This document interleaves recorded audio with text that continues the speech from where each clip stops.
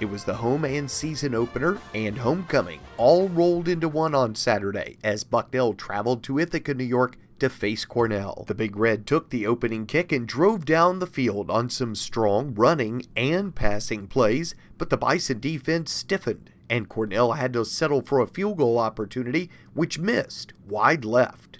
On the Bison's first drive of the game, Bucknell welcomed wide receiver Will Carter back from a 2-game absence. Here's a quick screen to Carter, high grab, got a great block, and here it comes up the far sideline to the 40, to the Bucknell 45. They'll say he steps out of bounds at the 43, but that'll be the second first down of this first half for Bucknell. Neither team could dent the scoreboard as we wound down the first quarter of play, but an offsides penalty by Cornell on a Bucknell punt gave the Bison life, and Bucknell made the Big Red pay. Cornell was offsides now at the 43. Be a big 3rd and 7 Bucknell. Bucknell 0 for 2 on third down conversions. 2 wideouts left, including Colby Klingerman, Joey DeFloria out there. Carter singly covered out to the right side. 3rd and 7. Here comes the blitz. Nitty throws it over the middle. It's Carter. He'll have it for a first down as he'll spin his way inside the Big Red 35. He'll be dropped at the 34-yard line by Jeswaldi. But I'll tell you what, they gave him a ton of room. At the 34, Bucknell 1st and 10. At the Cornell 34, no score, triangular formation, bunch formation to the right. Carter singly covered to the left. Nitty's looking for him. He'll throw it. A down and out. He'll take it at the 30. Stiff arm a man and then be thrown out of bounds by that man, Jared Watson Lewis. 3 wide outs left. Carter singly covered right. They'll go the fade pattern for him. He'll make a great adjustment and catch the ball in the end zone. Is it a touchdown? Oh, yes, folks. WC sees the field and he scores 6. Touchdown! Your Bucknell Bison! However, that score seemed to ignite the Big Red offense as they quickly moved downfield on a long pass and then scored a touchdown on a 20-yard run by running back Luke Hagee.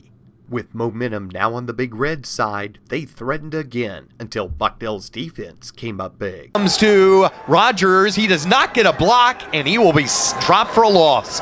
Bucknell, one of the best in the country in tackles for loss, and Whitlock will drop down Rogers on the end around, really, at the Bucknell 41. The Bison offense really got cranked up at the end of the second and start of the third quarter. Nitty, under pressure, steps up, now eludes the rush, going to pump, throw it over the middle, and it's caught by Williams out of the backfield for a 1st and 10 Bison. Oh my almighty, what a great adjustment on a pass that was thrown behind CJ. Right in the pistol, rollout throw by Nitty. It'll be on target to Casslander, and he will dance his way up the near sideline before being ushered out of bounds. It's going to be a 1st and 10, big hole up the middle. Here comes CJ breaking tackles, and Williams will take it inside the Big Red 20 down to the 15-yard line. After a long drive to start the third quarter, sophomore place kicker John Burdick stepped up to give the Bison the lead. This is going to be a 23-yard field goal to the goalpost to our right. Remember these high uprights, you got to get them through. You can't expect to bounce it in. The snap is good.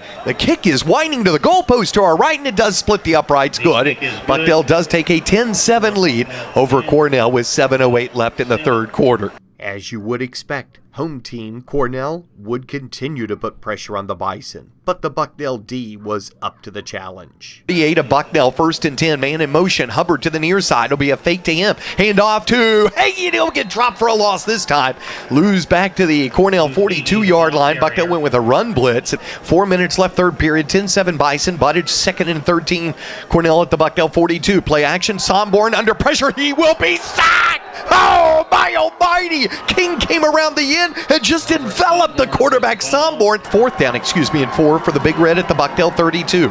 Trailing 10-7, 2:40 left, third quarter. Here is a pass by Sanborn. It's batted up in the air and incomplete. Clay Ewell came on the blitz on the near side, and Somborn just popped it up in the air off the hands of Clay Ewell, who had a career-high 14 tackles last week against Duquesne. 10-7 Bison, 13:40 left here in the fourth, and it'll be 3rd and 10 Big Red at the Cornell 38, moving left to right. Here comes a quick draw play, and it's busted up by Ben Richard, who came in there and snuffed out the draw to Hagee, who'll be dropped back at the Cornell 32-yard line. What a great defensive play for another tackle for loss for the Bison, this time number 29, Ben Richard with the tackle. But the persistent Big Red finally got the drive they were looking for, and the go go-ahead score on this touchdown pass in the fourth period. So now, facing a 4-point deficit, the pressure was back on the Bison offense, and in a game-deciding drive, Bucknell time and again converted third and fourth down plays for an incredible come-from-behind score. Here it's 14-10, third and forever. Here's a pass downfield. It's going to be complete, complete, complete! That is the freshman Butler who'll take it inside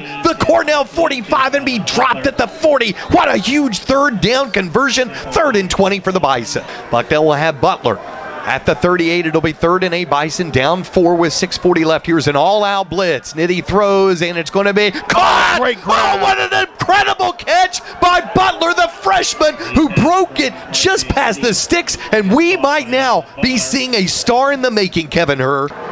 Carter split wide right.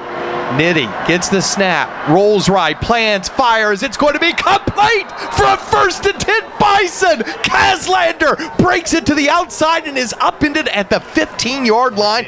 Bucknell breaks the huddle.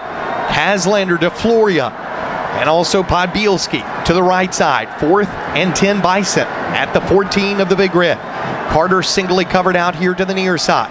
Here comes the all-out blitz. Nitty stands, fights, throws in the end zone. It's going to be caught for 6. Touchdown! Your Bucknell Bison! Oh my almighty! As Nitty, who is 6 feet 5 inches and 240 pounds, was holding himself, being dragged down. He throws it in the end zone. Here's a man in motion. Shaw to the right side.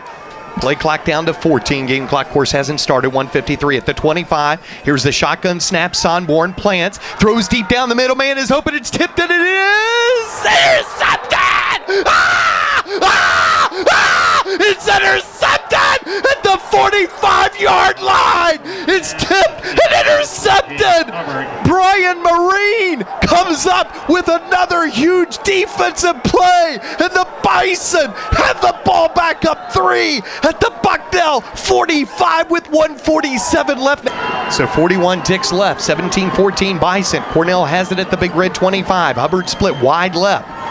Play clock down to 4. Here's Sonborn. Here comes a blitz. Here comes Sonborn looking downfield. He's going to be sacked, and the ball is loose, and it's going to be fumbled at the 1. King tried to pick it up and run it in, and it's fumbled at the 1 and covered by Cornell, but the clock should continue to roll. 3 ticks, Doug, and about 5 inches from the goal line. So it's 99 yards and about, what, 15 inches or so? Something like that, with 3 ticks trailing by 3. Sonborn, if I'm Coach Archer, why don't you take a timeout here? But he's not going to. He has 1 left. 3 ticks left. In the end zone is Sonborn. Bucknell has 5 defensive backs, and the ball is snapped out of the end zone. It is a safety, and the Bison will get 2 points here. Or will they just say the clock runs out? No, a safety, and that will do it. The Bison are going to come from behind on 4th down on 2 separate occasions on the winning drive of this game and come back and win 19-14. And wow, what a comeback for this Bison team here today. The Bison will now be off next Saturday before getting ready to meet Virginia Military Institute in Lexington, Virginia on October 3rd.